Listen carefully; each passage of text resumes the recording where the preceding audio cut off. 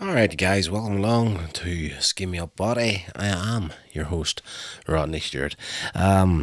Star Trek, we're going to get into it in this episode one more time with a season 2, episode 12, The Deadly Years.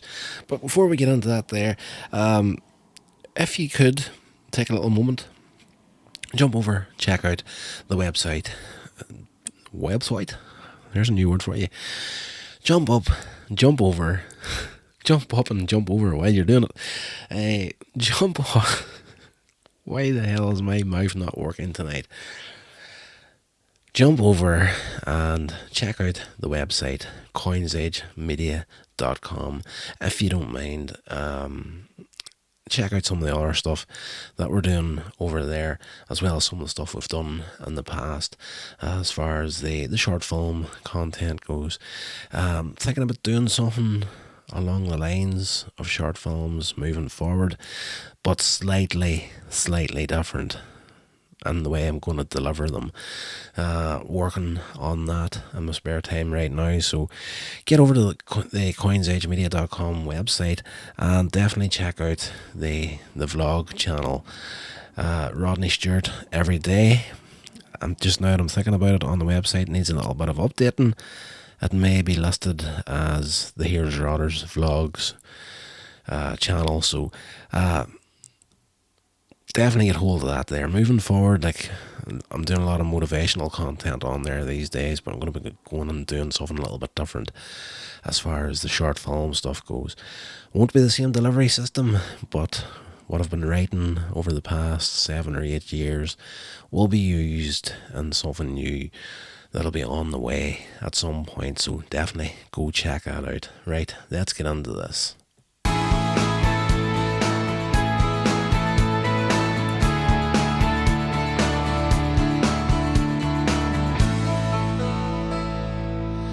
Alright, guys, let's talk about this episode a little bit. As I was saying in the last episode, it's good going to get this far into a show before you start getting any dud episodes. And even though the last episode wasn't strong, wouldn't consider it a dud either, but it wasn't the best. It was Freddy's Child. But this one here, Obsession, is very, very good. I was just thinking there whenever I was sitting down, I was looking forward. This is the episode I was thinking about. I thought I actually got the wrong one, but no, we're on the right course here. So the Enterprise has taken the senior officer, Commodore Stalker, to Starbase 10, where he's due to assume command. But on the way, Enterprise makes a stop at the planet Gamma Hydra 4 to resupply the research station there.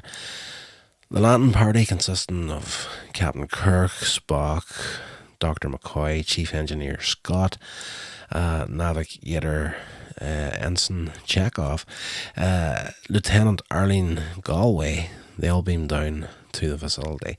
The station seems completely deserted until Chekhov discovers the body of a man who's apparently died of old age, and he starts to panic, freaks out. Robert Johnson, a member of the station crew, approaches with his wife, Elaine. Both claim to be in their late 20s, but they look 50 years plus older than what they actually are. They're taken back to the Enterprise to work out what's going on. They die in the sick bay.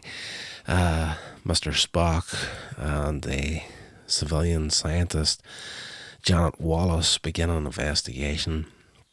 The only clue that they have is a comet that passed Gamma Hydra 4 recently. Soon the land party, with the exception of Chekhov, begin to age rapidly. Lieutenant Galway ages most rapidly and soon dies. You knew from the word go, whenever that landing party went down, shit started going wrong. The one person that wasn't in the main cast was going to probably croak before the end of the episode, and she does indeed. She croaks of old age and pretty much ages to death in a matter of hours, it seems. By now they have learned that the comet gave off low-level radiation and most likely started to cause the aging effect. Kirk starts aging along with the rest of them, and he starts to become increasingly forgetful, including ordering the use of an obsolete code, despite having recently been told the code had been broken by the Romulans. So it was like whatever code they're using to communicate, say it's code 2, they've broken that, so now you have to use a new code 3. I can't recall offhand what the proper name was it for in this episode, but that's essentially what it was. The new code wasn't been used. They went to use the prior one, forgetting that things had been changed. So this is where Kirk starts losing control in the episode.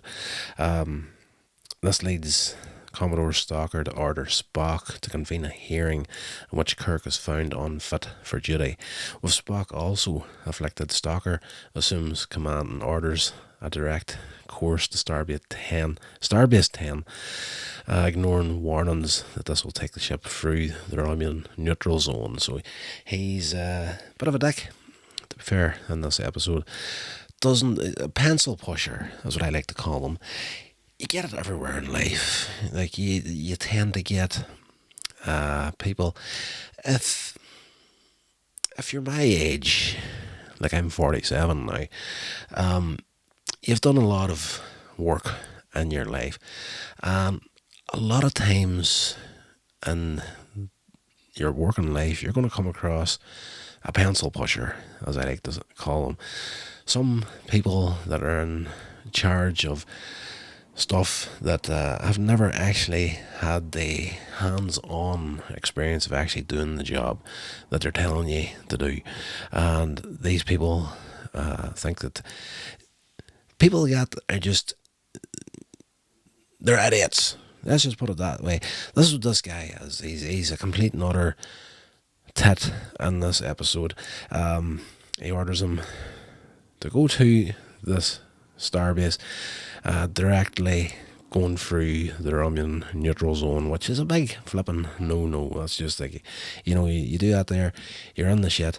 And he should have known that, but he doesn't have the hands-on experience to say, okay, we want to get to that starbase, but plot a course that avoids the Romulan neutral zone. He's just like, fuck you, I want to go there now, let's do it. Meanwhile, Kirk, McCoy and Spock discuss Chekhov's immunity to the affliction, remembering Chekhov's fright at the discovery of the dead body. McCoy surmises that Chekhov's increased adrenaline levels may have had some effect, and recalls that adrenaline had once been shown. He recalls in some medical research somewhere along the line, adrenaline had once shown promise as a treatment for radiation sickness. Mr. Spock and Dr. Wallace assist Nurse Chapel to begin work on an adrenaline-based compound to test it on the landing party. As the Enterprise enters the neutral zone, Romulan ships start to attack, ignoring all attempts at contact from the Enterprise. They're just like, no, screw that. Enterprise is trying to raise them. And the Romulans are just like, nah, screw you, we're going to take you out anyway. Stalker, having no field command experience, is now paralysed with indecision, and he considers surrendering the Enterprise to the Romulans, but is reminded that Romulans do not take prisoners. Back in the sickbay, Spock announces that the drug is ready, warning that it may kill as well as cure. Kirk insists on taking the first injection, and they're kind of like, you sure you want to do this? It might be a bad idea. But Kirk is like, you know what? We're getting attacked by Romulans. Romulans take no prisoners. It's either, you try this on me and that kills me, or we hang about till we're getting blown out of the stars by the Romulans. Either way, we're doomed at this point, so just fucking give me it. The drug, of course, it does reverse the aging effect, and Kirk turns up on the bridge, as is young and fresh self once again at the end of the episode. Kirk bluffs the Romulans by sending a message to Starfleet Command, deliberately using the broken code.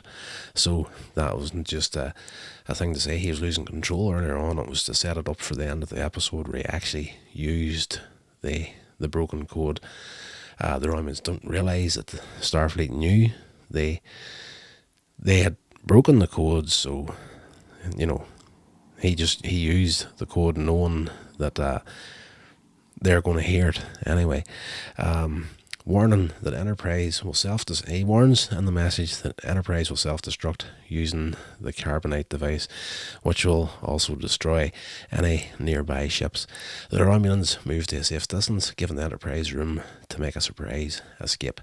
So the Commodore apologises for his mishandling of the situation and what he did to Kirk earlier in the episode by getting him removed from command because he was senile, essentially.